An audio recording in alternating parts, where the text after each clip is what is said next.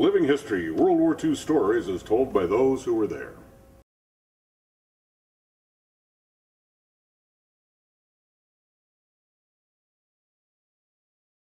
I had to have transport groups, transport airplanes, I should say.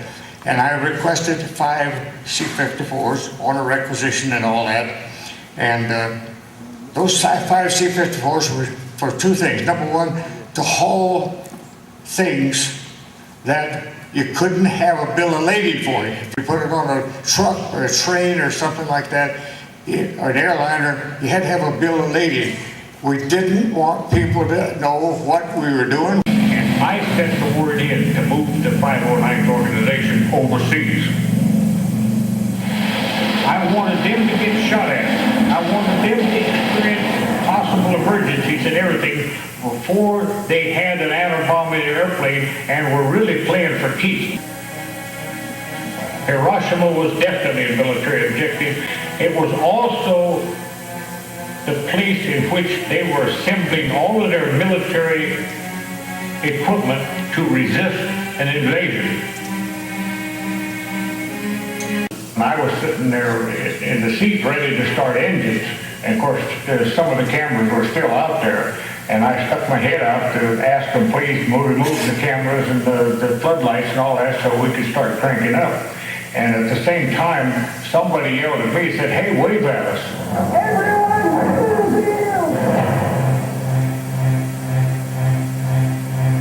I had a bunch of lives on board this airplane that I had to give careful consideration to.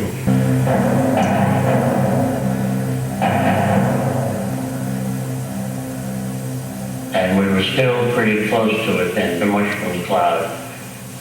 It showed the cloud rising to about our level, which was in the neighborhood of 33,000 feet, if I remember right. And it also showed the turbulence engulfing the city and moving out into the foothills.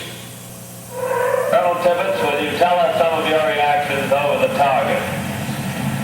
Well, as the bomb left the airplane, we took over manual control, made an extremely steep turn to try and put as much distance between ourselves and the explosion as possible.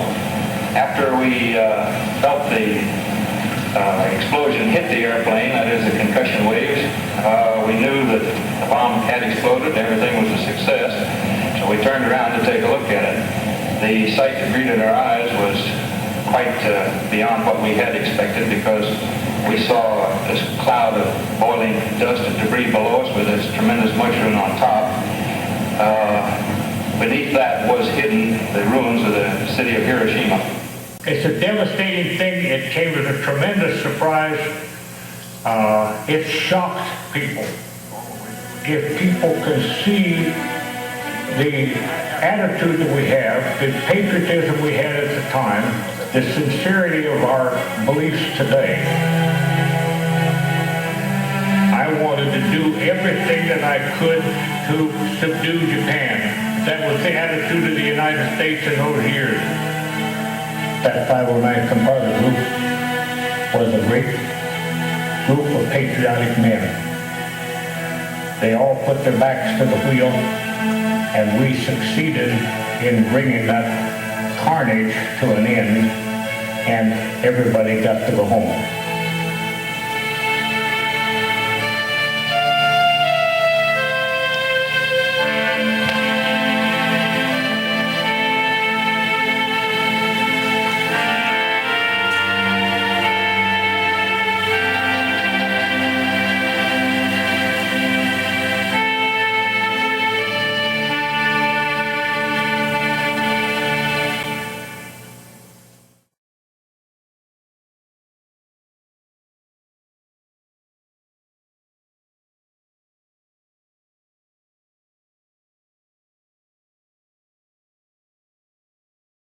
He was our commanding officer, and whenever we'd have a inspection and we'd all fall out and stand at attention, he'd come and walk down the line and check us out.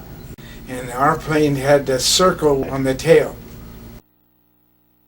Our job was to put that bomb together and take it apart.